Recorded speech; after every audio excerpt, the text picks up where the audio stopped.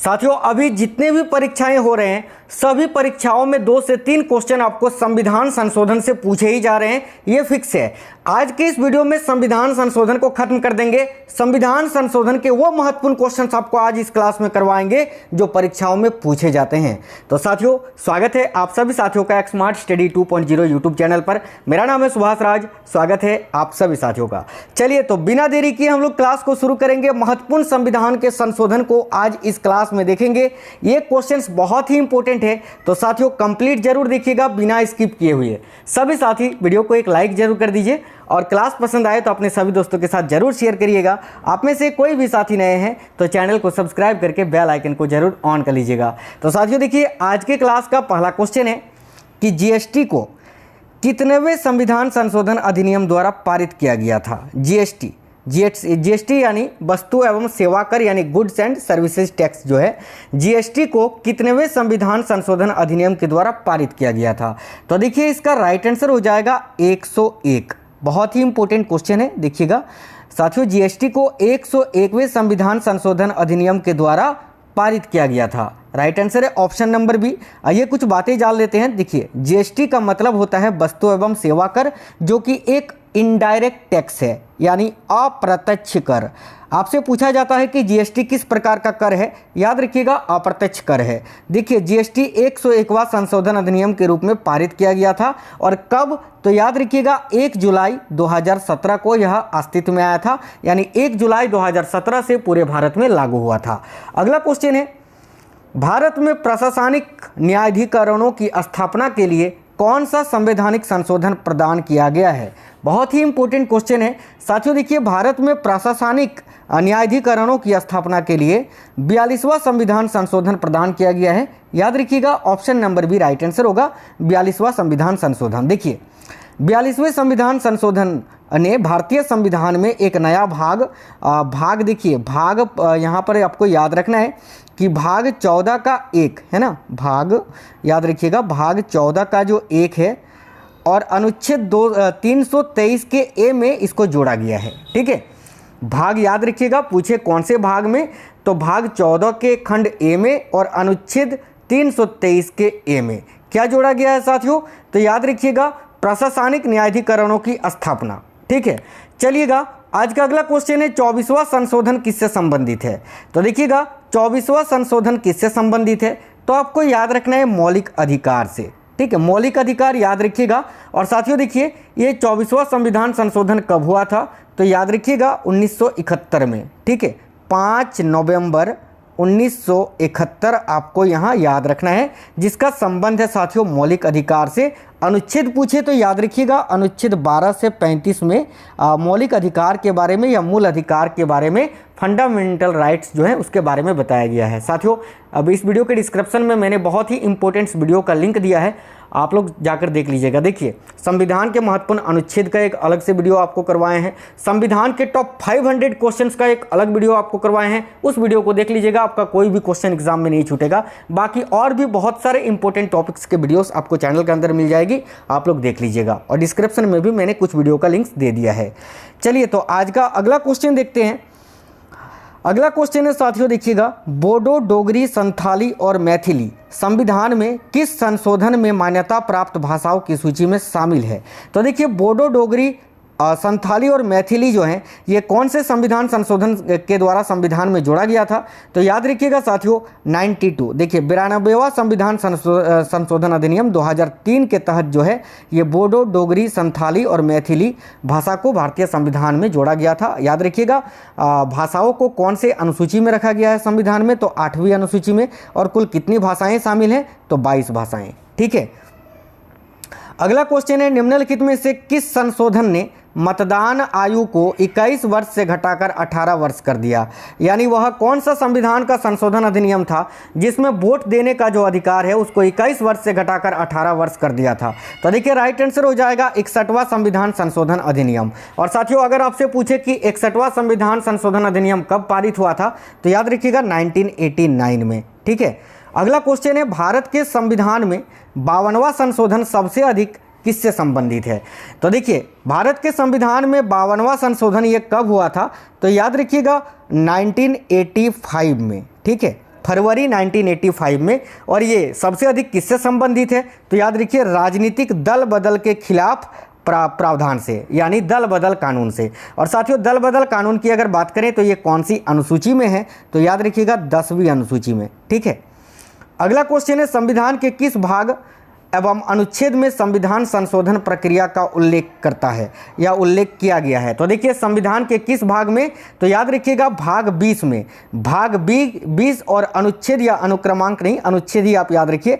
अनुक्रमांक या अनुच्छेद 368 में साथियों संविधान में संशोधन की प्रक्रिया के बारे में बताया गया है। एक चीज़ आपको यहाँ पर याद रखना है कि ये जो संविधान में संशोधन की प्रक्रिया है ये किस देश के संविधान से लिया गया है? तो साथियों ये दक्षिण अफ्रीका यानी साउथ अफ्रीका के संविधान से लिया गया है। ठीक है, ये आपको याद रखना है। अगला क्वेश्चन है संविधान में संशोधन की पहल की जा सकती है कहाँ? तो देखिए संविधान में संशोधन की पहल जो है संसद के किसी भी सदन में, किसी एक सदन में किया जा सकता है। यानी देखिए लोकसभा और राज्यसभा दोनों में ही जो है संशोधन की पहल की जा सकती है। ऐसा नहीं है कि केवल राज्यसभा में ही या केवल लोकसभा में ही संशोधन किया जाता है। ठीक है, बिल्कुल इसका पहल जो है लोकसभा या राज्यसभा किसी एक सदन में किया जा सकता है। तो करेक्ट आंसर आएगा ऑप्शन नंबर डी। अगला क्वेश्चन है भारत के संविधान में प्रथम संशोधन कब किया गया था? तो देखिए भारत के संविधान में प्रथम संशोधन 1951 में किया गया था। Option number B right answer है। और अगर आपसे पूछे कि भारतीय संविधान की प्रस्तावना में पहली बार संशोधन कब किया गया था? तो 1976 में, याद रखिएगा। अगला क्वेश्चन है प्रथम संवैधानिक संशोधन अधिनियम किससे संबंधित था? तो देखिए प्रथम संवैधानिक संशोधन अधिनियम जो कि मैंने अभी आपको बताया 1951 में हुआ था, ये किससे संबंधित था? तो याद रखिए कुछ राज्यों के कृषि भूमि सुधार से। Option number C right answer है। अगला है संविधान की 8वीं अनुसूची में सिंधी भाषा को किस संवैधानिक संशोधन द्वारा शामिल किया गया था? ये क्वेश्चन बहुत ज़्यादा पूछा जाता है। तो देखिए राइट आंसर हो जाएगा 21वां संविधान संशोधन अधिनियम के द्वारा संविधान की 8वीं अनुसूची में सिंधी भाषा को जोड़ा गया था। निम्न में से कौन सा संशोधन अधिनियम मिनी संविधान माना जाता है? बहुत ही इंपॉर्टेंट क्वेश्चन है, ये नोट कर लीजिएगा। तो देखिए कौन सा संविधान संशोधन अधिनियम है जिसको मिनी संविधान माना जाता है? तो याद रखिएगा 42वां संविधान संशोधन अधिनियम जो कि 1976 में हुआ था। इसको साथियों मिनी संविधान माना जाता है, तो आपको ये याद रखना है। ठीक है, अगला क्वेश्चन है भारतीय संविधान की प्रस्तावना में समाजवादी तथा धर्मनिरपेक्ष शब्द को कब जोड़ा गया था? तो देखिए इसका भी राइट आंसर हो जाएगा 42वें संविधान संशोधन अधिनियम 1976 के द्वारा। ठीक है, अगला क्वेश्चन है भारतीय संविधान में किस संशोधन द्वारा नागरिकों के मौलिक कर्तव्यों को सम्मिलित किया गया? तो याद रखिएगा 42वें संविधान संशोधन अधिनियम के द्वारा।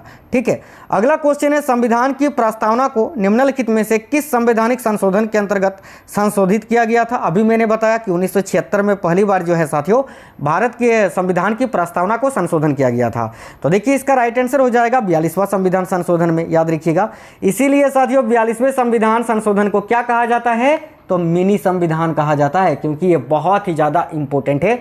42वें संविधान संशोधन 1976 में बहुत ही महत्वपूर्ण अध्याय को जोड़ा गया है, बहुत ही महत्वपूर्ण कार्य किए गए हैं। ठीक है, अगला क्वेश्चन है 42वां संविधान संशोधन अधिनियम 1976 निम्नलिखित में से किस समिति के रिपोर्ट के आधार पर तैयार किया गया था? तो देखिए इसका राइट आंसर हो जाएगा ऑप्शन नंबर ए स्वर्ण सिंह समिति। ठीक है, याद रखिएगा ये क्वेश्चन बहुत इंपॉर्टेंट है। अगला क्वेश्चन है किस संवैधानिक संशोधन अधिनियम ने राज्य के नीति निर्देशक तत्वों को मौलिक अधिकारों की अपेक्षा अधिक प्रभावशाली बनाया? तो ये भी क्वेश्चन बहुत ही इंपॉर्टेंट है, याद रखिएगा। इस क्वेश्चन का भी आपका राइट आंसर हो जाएगा 42वां संविधान संशोधन, है ना। देखिए इस क्वेश्चन का भी आपका करेक्ट आंसर हो जाएगा ऑप्शन नंबर ए 42वां संविधान संशोधन अधिनियम। फिर से एक बार क्वेश्चन को ध्यान से देखिए, किस संवैधानिक संशोधन अधिनियम ने राज्य के नीति निर्देशक तत्वों को मौलिक अधिकारों की अपेक्षा अधिक प्रभावशाली बनाया? तो बिल्कुल 42वें संविधान संशोधन अधिनियम के द्वारा। नेक्स्ट क्वेश्चन है किस संवैधानिक संशोधन अधिनियम द्वारा वन को राज्य सूची से संवर्ती सूची में अंत स्थापित किया गया? तो देखिए वन जो पहले राज्य सूची में था इसको संवर्ती सूची में अंत स्थापित किया गया, कौन से संविधान संशोधन अधिनियम के द्वारा? तो याद रखिएगा साथियों 42वें संविधान संशोधन अधिनियम के द्वारा ही। Option number B correct answer है। और एक चीज़ याद रखना, ये 42वें संविधान संशोधन अधिनियम में ही जो है शिक्षा को संवर्ती सूची में शामिल किया गया था, शिक्षा को। ठीक है, अगला क्वेश्चन है किस संविधान संशोधन अधिनियम द्वारा स्वतंत्रता के मौलिक अधिकारों की संख्या को 7 से घटाकर 6 किया गया। तो ये भी question very very important question है। तो याद रखिएगा, किस संवैधानिक संशोधन अधिनियम द्वारा स्वतंत्रता के मौलिक अधिकारों की संख्या को 7 से घटाकर 6 किया गया था? तो याद रखिएगा 44वें संविधान संशोधन अधिनियम के द्वारा। तो ऑप्शन नंबर सी इस क्वेश्चन का राइट आंसर हो जाएगा। देखिए 44वां संविधान संशोधन ये 1978 में हुआ था। इसमें एक और महत्वपूर्ण कार्य किया गया था, क्या? तो संपत्ति का जो अधिकार है उसको साथियों मूल अधिकार की सूची से हटाकर वैधानिक अधिकार बनाया गया था। याद रखिएगा 44वें संविधान संशोधन अधिनियम 1978 के तहत। ठीक है, अगला क्वेश्चन है, किस संविधान संशोधन अधिनियम द्वारा लोकसभा के कार्यकाल को 6 वर्ष से घटाकर 5 वर्ष कर दिया गया?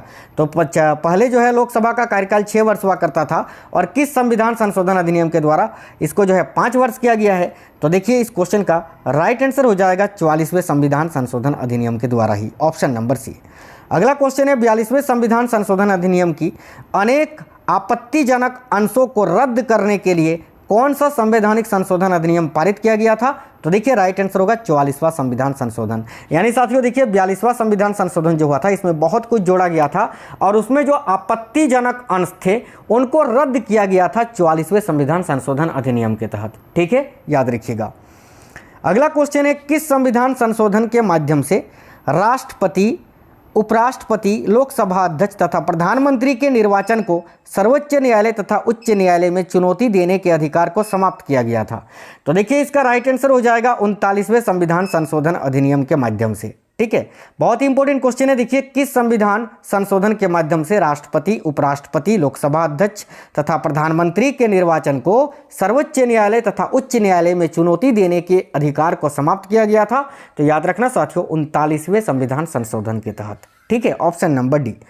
चलिए नेक्स्ट क्वेश्चन देखते हैं। अगला क्वेश्चन है, 74वें संविधान संशोधन का संबंध निम्नलिखित में से किस एक संस्था से है?